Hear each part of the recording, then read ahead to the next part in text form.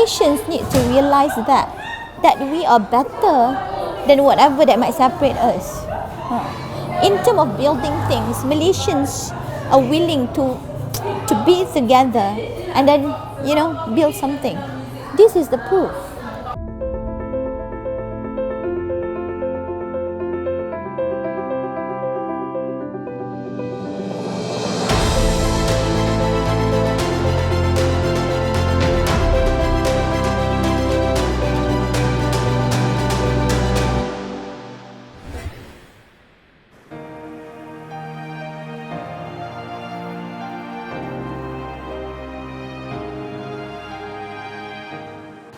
Buku Jalanan is actually a movement.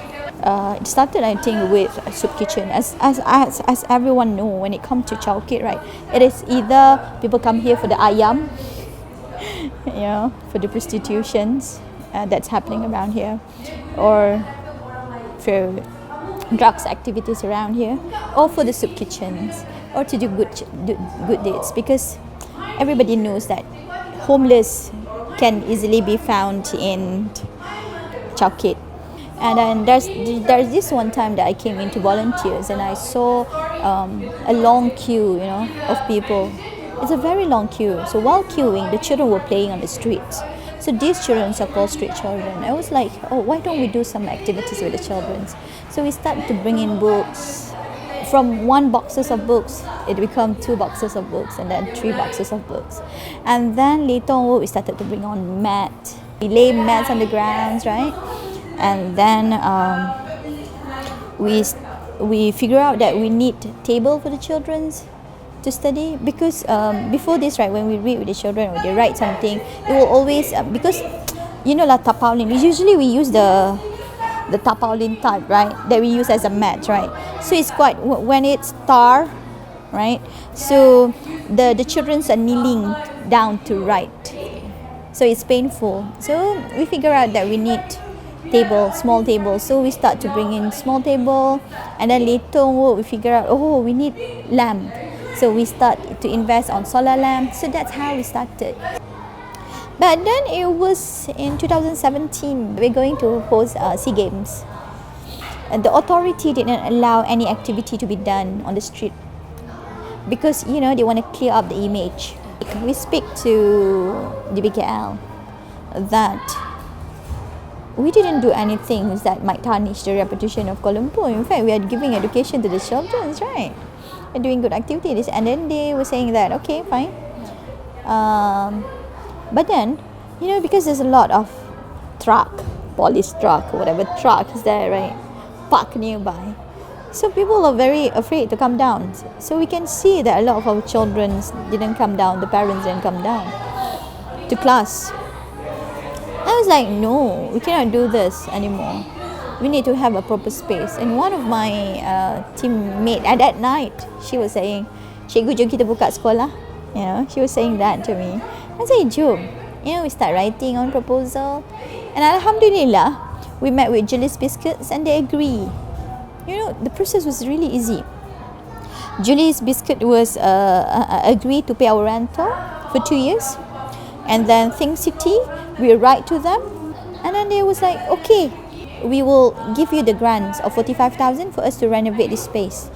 So we renovated the space and, we pick up things little by little. Whatever that's in the space right now, right? Even though I founded this place, none belong to me. None is my money. None. Everything is donated. The sofa is donated. The TV is donated. The kitchen cabinets is donated. Everything is donated by Malaysians. That's what's amazing, I think. The definition of street children is that those children who still have parents, but they roam around the street. They don't sleep and live on the street. They will go back later to their home. But then they would roam around the streets every day. One of the reasons being, I think, because most of them stays in a very hot, cramped rooms. Very cramped room. And the parents are on the street, the children are on the street. So that's the children that we work with.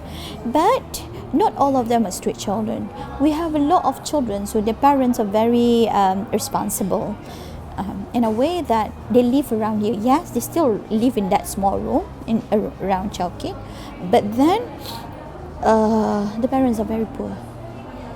If you're talking about B40, right, I believe that people in Chow Kit are below B40. We have 81 children, so 35 of them are either stateless or displaced. So they are here with us because they cannot be enrolled in the public school. I think the new government is quite good in the sense that they allow stateless children to attend school, but they only allow one form of statelessness, which is the children. The children is stateless, the child is stateless, but then one of the parents need to be Malaysian. Yeah, so we have a lot more. Like the stateless in my space, both of the parents are not even Malaysians, but the children are born here. You know, by right the children can be Malaysian because they are born here. Because we have it written in our constitution, whoever that is born in Malaysia, they will be able to get the Malaysian citizenship. But then, because I think there's one clause as well in the constitutions that's written, as long it is proven that they are not citizen of any other country. Yeah. So what happened is that, right? Yeah, I do agree that I have a lot of Indonesian kids here. So their parents are both Indonesians, but they're born here, and the parents did not register them as Indonesian. So what left hanging is that the children, they now become stateless. And then I have a lot of displaced children in the sense that the parents come and work here. So they have, when they are born, okay, the parent registered them as Indonesian. They go to the embassy and register them as Indonesian, but then they never have touched Indonesian soil at all. They are here forever in their life, right? So yeah, by right, these children cannot go to school as well, so they are displaced. Another type is that foundling. Foundling is a baby that you found. Life is always a circle of ecosystem. You know, if you throw the baby, if there's baby dumping, you know, if you didn't treat unwanted teenage pregnancy well, they will dump the baby. And what will happen to the baby? You know, every baby that is found, even they are under JKM shelter home, if there's no proof of birth here, right? For example, clinic receipt or hospital receipt, they wouldn't be able to get any documentation, even birth certs. You know, the Indonesian children who are born here, at least they will be able to get birth certificates, but it's written they're non-citizen. But for this foundling, right, they won't be able to get any certificate. See, for the stateless, we open up the school for them. So 11:30 every day until 6:30, they are here studying with us. So for those school-going children, right, what we do for them is that both we buy school uniform, we assist in that matter. We pay their school fees, attended their PTA, attended their record books day. So we are like extended family to them, right? And then after school, they will come here. Some of them will come and study here. And then they can come and eat, they can come and play, this is like a safe space. So we are multifunctional.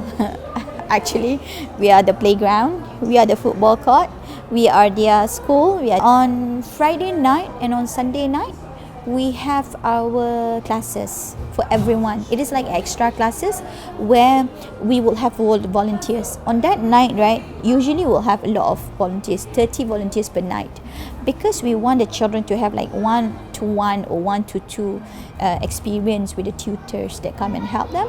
And most importantly, we want them to have this interaction with responsible adults, with other people outside Chow Kit, for them to inspire the children. Yeah. My parents, right, I think my mother didn't even have SPM during her time. My dad, I think my dad got. My mother did not, because my father used to work in a school. But he's just an ordinary clerk, you know. I came from a very small kampung. I came from Megat Dewa in Kedah, you know. But then what inspires me is my parents, I think. My parents are the one who, they don't speak English, you know. My parents did not speak English. They're just ordinary. But they are the one who always told me, my dad especially, nothing is impossible in this world, no. If An iron can fly up in the sky. What are the things that you can do? You know, he was talking about the aeroplane. Yeah. And then he always say that they don't have anything that they can give to me. The only thing that they can give to me is education. So that's how. My dad used to work in school before this, right? A clerk in school.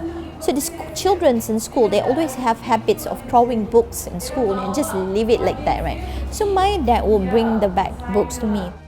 Coming back to Chow Kit, I believe that every children's, have potential. As long as they have the right motivation, the right person to help change them. I feel that's my responsibility. That's a responsibility that I need to do. To be somebody for the children, to be part in the process, to be my parents to them. I owe my parents that way. I cannot give them anything. So this is a thing that I can give back. I also believe that in changing a society, right, the most important person that we need to change is the children. Because we might not be able to, this kind of social changes would not only take like 2-3 months or 1 year. It is a long process. So children will grow up. We want to grow up with the children. So at Buku Jalanan, we believe that by bringing education to the children, right, and making literacy as parts of our fight for the children. When we just come in again, the children are with very harsh words, rough words, harsh words, because they are living in a very rough society. But now you can see my children are very polite. Can I say that as an achievement? Maybe people didn't see that as an achievement, right? But then we at Buku Jalanan saw that kind of things as achievement. Because look at this. We are always with the narrative that when there's illegal immigrants in Malaysia, they will help in increasing crime rates and everything, right? But why is it they are involved in crimes? Because we did not integrate them well in the society, so that's why they become like that. So I want to shift it around. For my children's right, I believe if we build them, right, we build the way they speak, the way that they behave, we build akhlak and adab in them, they will become a good person. I just want to prove to anyone, human being, if you give them chances, right, they will be able to do that. I really hope that we did not categorize children using territorial boundaries anymore. Just treating every children like children, giving the rights to every children. And that rights is education. Education rights is very important. Let's say you don't want to accept them later onward as your citizen, right? If let's say we send them back to Indonesia or Philippines, right, they will become a very good human being there. I want people to at least replicate this model, to have this everywhere in Malaysia. I wish I can do this back in my kampung right now, but then I need a manpower. I need a responsible adult to be able to work with me, In my kampung right now, my mom always tell me this, that the children in our kampung, the boys especially, most of them are down with drugs already. So I wish I can go there back. I wish I can go back and then open a space like this. Children's right, if they are busy with something, if they have things to do, if there's people that can inspire them, can be there, they will go the right way. If anyone want to do this, come here, let us discuss. You don't need a lot of money, you don't need a lot, but you need courage, you need willingness, you need the spirit of wanting to do this. That's the most important thing.